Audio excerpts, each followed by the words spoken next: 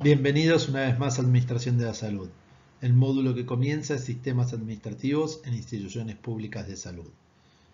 En la clase de hoy puntualmente veremos hospital público y su estructura.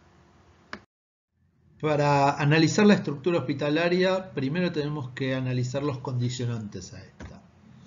El primer grupo de condicionantes son las variables situacionales o de contingencia. Son las variables que describe Mintzberg en su bibliografía. La edad y la dimensión de la organización. Cuanto más antiguo y más grande, Mintzberg dice que hay mayor burocracia. Si el sistema técnico que usa el núcleo operativo es complejo, las unidades serán más pequeñas. Si el ambiente es dinámico y cambiante, las unidades serán pequeñas. Y las relaciones de poder van a generar diversas estructuras y que vayan creciendo.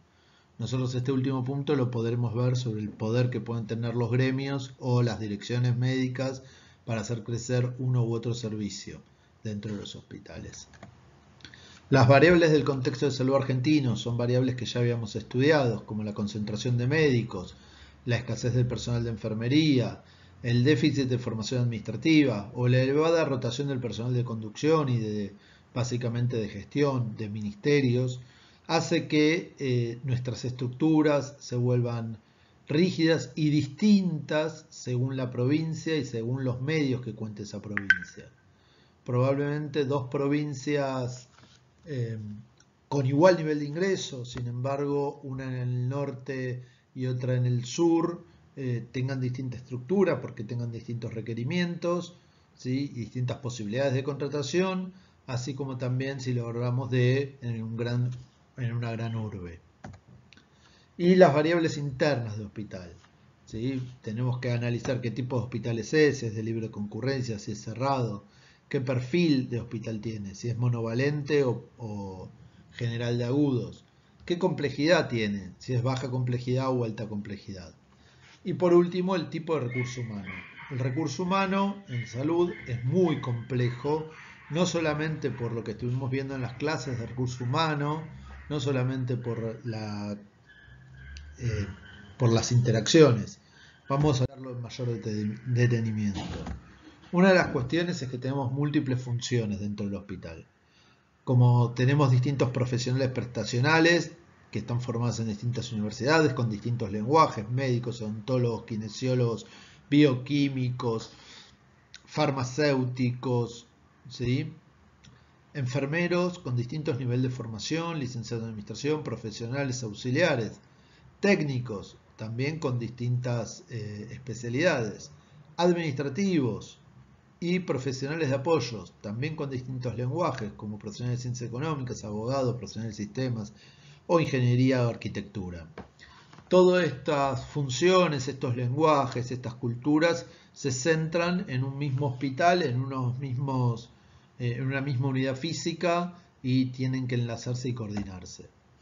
Y también tenemos distintos tipos de contrato. Encontramos planta permanente, plantas transitorias, residentes y concurrentes, pasantes, becarios, contratados. Estos también hacen que la actividad, la actitud que tomen frente al hospital sea distinta. Por lo tanto, la estructura va a ser muy distinta.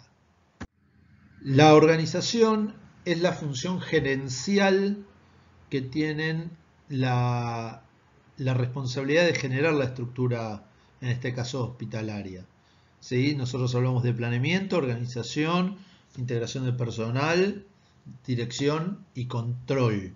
La organización es esta función que tiene la división del trabajo y la coordinación del mismo. En los hospitales nosotros encontramos 4 grandes grupos. Las actividades asistenciales de demanda espontánea programada y lo que ustedes pueden leer, las administrativas, las de docencia y las de apoyo. En general podemos encontrar que las asistenciales y las de docencia las englobamos en un mismo grupo, mientras que las administrativas y las actividades de apoyo en otro gran grupo, porque la forma de coordinar el trabajo es totalmente distinta. Tomando la teoría de Mintzberg, los mecanismos de coordinación para las actividades administrativas y de apoyo a este grupo son la estandarización de procesos de trabajo, donde el conocimiento está en el proceso mismo, en la elaboración de este proceso, en las normas en el caso de un hospital público, mientras que las actividades asistenciales y de docencias se basan en la estandarización de las destrezas. Nosotros confiamos en las habilidades y en el conocimiento que tienen nuestros profesionales contratados, ¿sí? Nosotros no estamos buscando o estandarizando este comportamiento.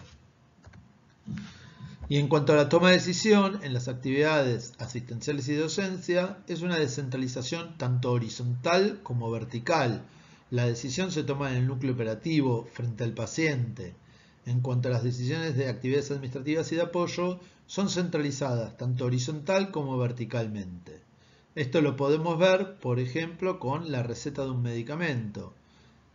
Quien toma la decisión sobre el medicamento será el profesional que interviene y atiende al paciente.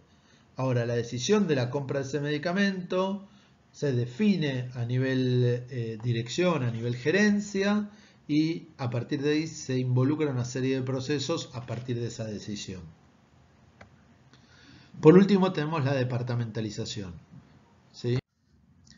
Cuando hablamos de departamentalización, encontramos que tenemos en general estructurado una dirección, distintos departamentos, gerencias, divisiones, unidades y secciones o servicios finalmente.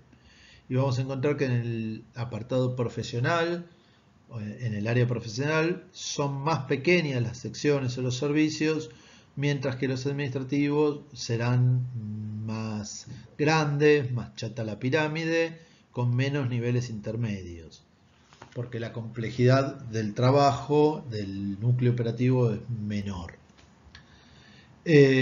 También es importante analizar la responsabilidad de línea, quién toma las decisiones y quiénes son responsables. Recuerden que la responsabilidad no se delega. Lo que yo puedo delegar es un trabajo, pero la responsabilidad queda en mí siempre que tengo el poder de control. Por lo tanto, si pasa algo, un juicio de mala praxis por algún profesional en alguna sección, en el núcleo operativo, también va a ser responsable la dirección de qué herramientas dio, qué herramientas o qué actividades trabajó, desarrolló para evitar esto, ¿sí? En general lo que debe hacer es controlar que se cumplan determinados estándares y, por ejemplo, analizando historias clínicas y demás. En cuanto a la responsabilidad de staff, es la responsabilidad que tienen los comités, ¿sí? Distintos comités que en realidad no tienen la responsabilidad como línea, no tienen responsabilidad sobre otros, no pueden dar órdenes, sino que asesoran. En un hospital vamos a encontrar asesores legales, médicos adscriptos, comités, ¿sí? De todo tipo de comité, ética, de racionalización de insumos, la CRAIS, de infecciones, seguridad, Bademec, docencia, y en estos momentos de COVID estamos viendo que está actuando muy fuertemente los comités de infectología y los comités de crisis, ¿sí? Y también acá encontramos el Consejo Asesor Técnico Administrativo, no sé si ustedes lo recuerdan, esta figura, lo habíamos analizado cuando vimos hospitales públicos de gestión descentralizada, que la normativa lo pedía y que es un consejo formado por todos los jefes de departamento del hospital, los gremios y la dirección para tomar las decisiones o aconsejar decisiones o avalar las decisiones de la dirección.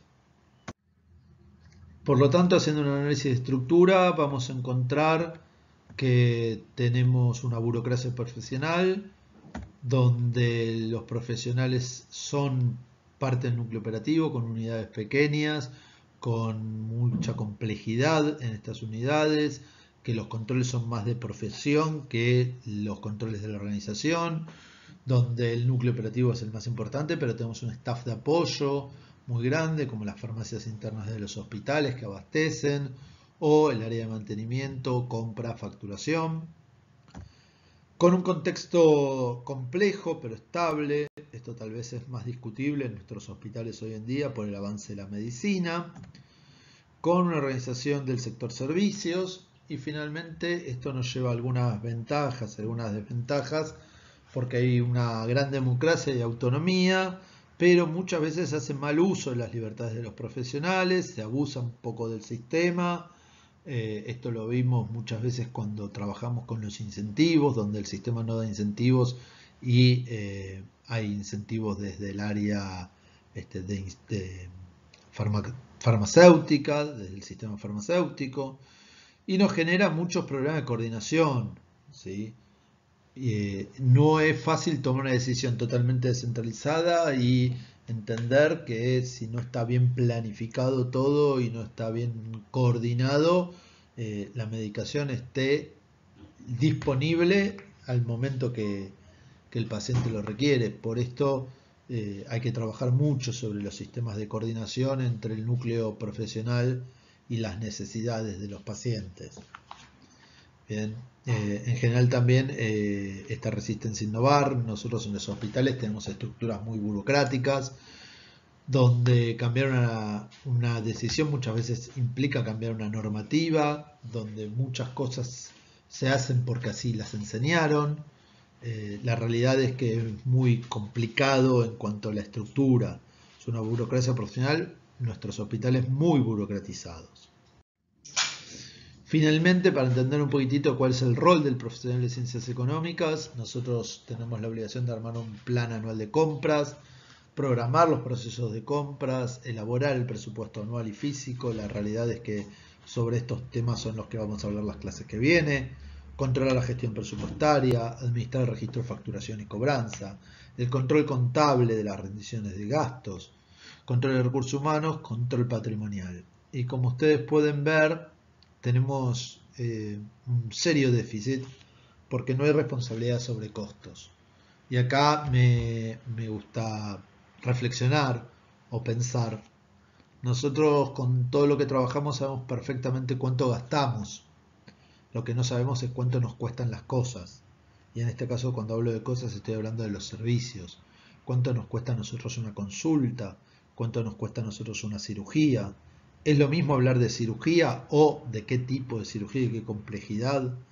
¿Puedo yo hablar del costo de una cama o tengo que hablar de costos por paciente? La realidad es que es muy difícil trabajar sin costos para un sistema es trabajar básicamente o como manejar ciego. Realmente hay que trabajar mucho sobre este aspecto. No es sencillo. Un hospital grande tiene aproximadamente 100 centros de costos distintos. Bueno, nos vemos la clase que viene. Un gusto y un placer como todas las semanas.